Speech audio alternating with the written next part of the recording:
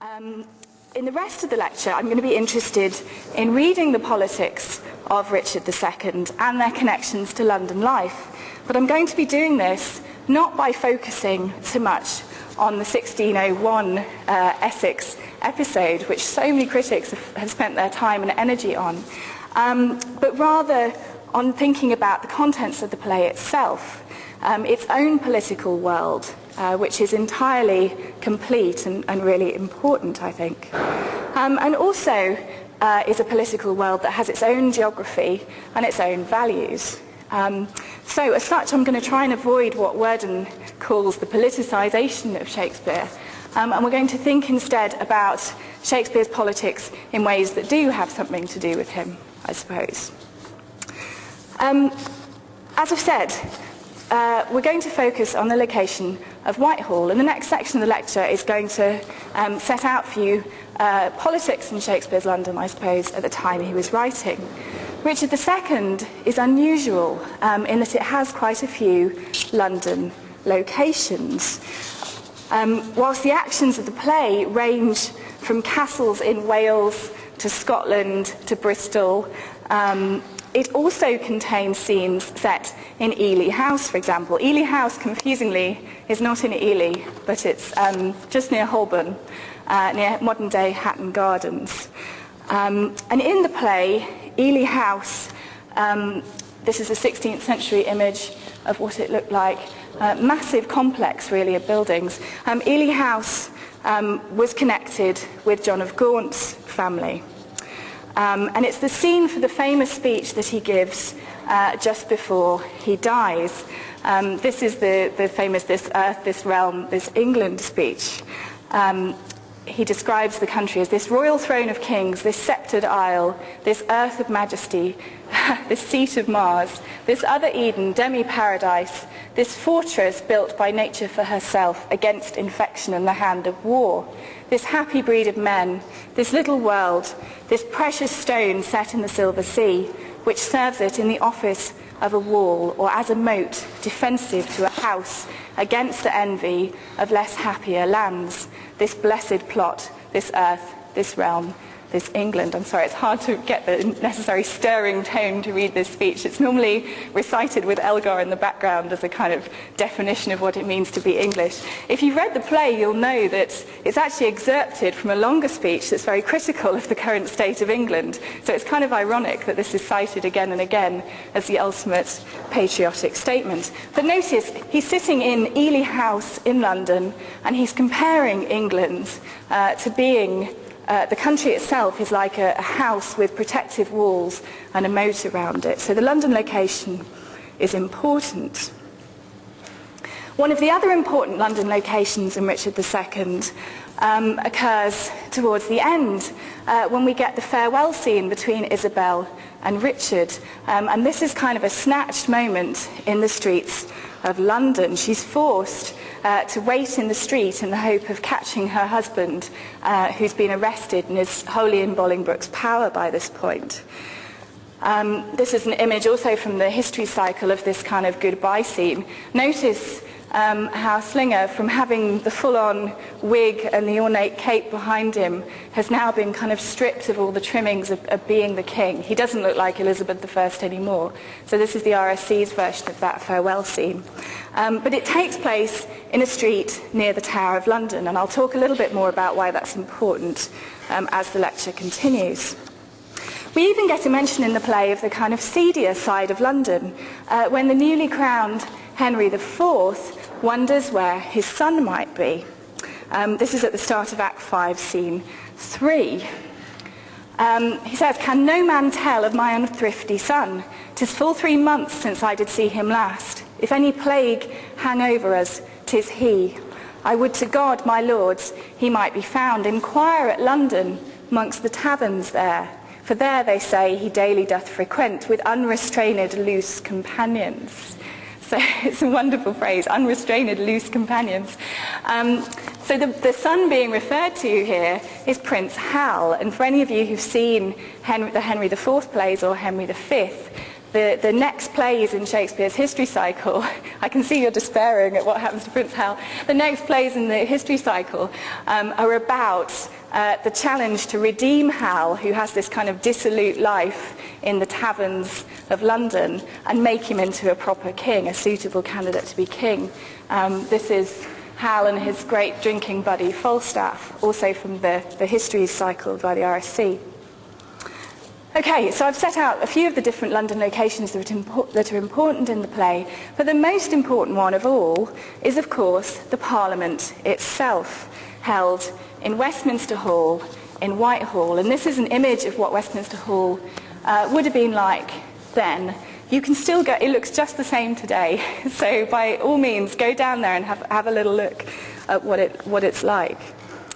Because this is a key location for the play and for our course, I'm going to describe for a few moments what Whitehall and Westminster was like in Shakespeare's day, and indeed what it was like during Richard's rule. Richard, incidentally, was on the throne from 1377 to 99, so bear that medieval date in mind, as well as the early modern dates of Shakespeare's lifetime, 1377 to 99. Okay, so Westminster Hall was part of the Old Palace of Westminster, and you can see just how grand this complex was from this image here, fronting onto the river as Westminster does now.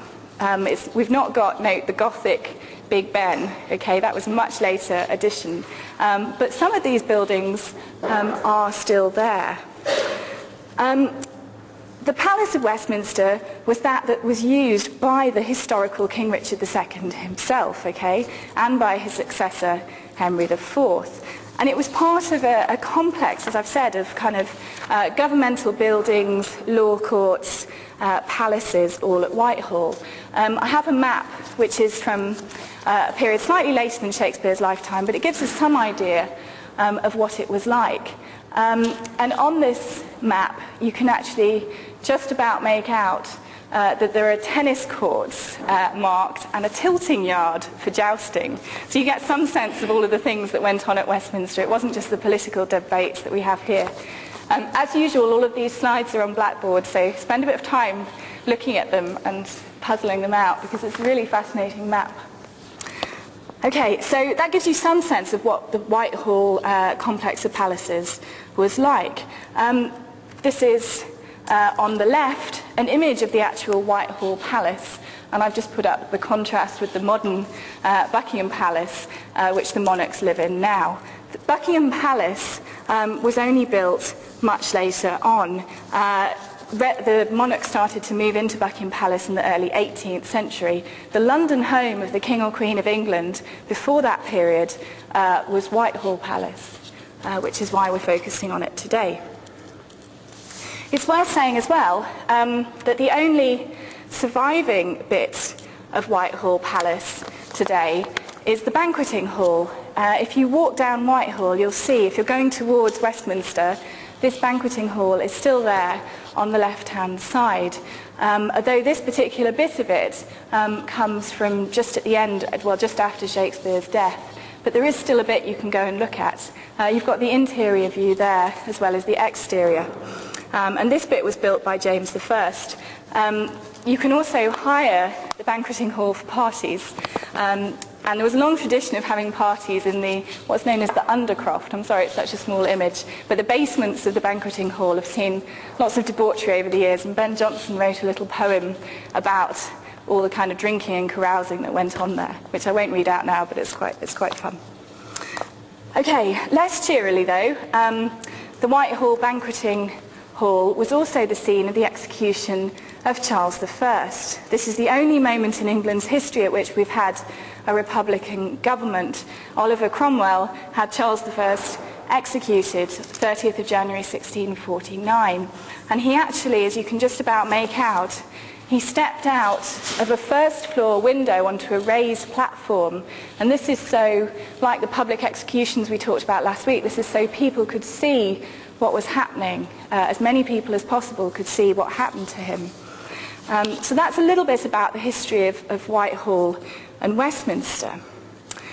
I've put up here a quote from a really useful article, which is also on your reading list, by Anne Barton, The London Scene, City and Court. And she describes here the kind of multi-purpose function, I suppose, of Whitehall Palace. She says it housed the sovereign's person in a series of carefully graded spaces extending outward from the intimacy of the bedchamber and various withdrawing chambers, access of which was denied to all but a select few, to the somewhat more populous but still elite Privy Chamber, the Presence Chamber, where the monarch could sometimes be viewed by those with any right to be present at court at all, receiving ambassadors and other guests, or dining in state, the Great Chamber, and finally a hall.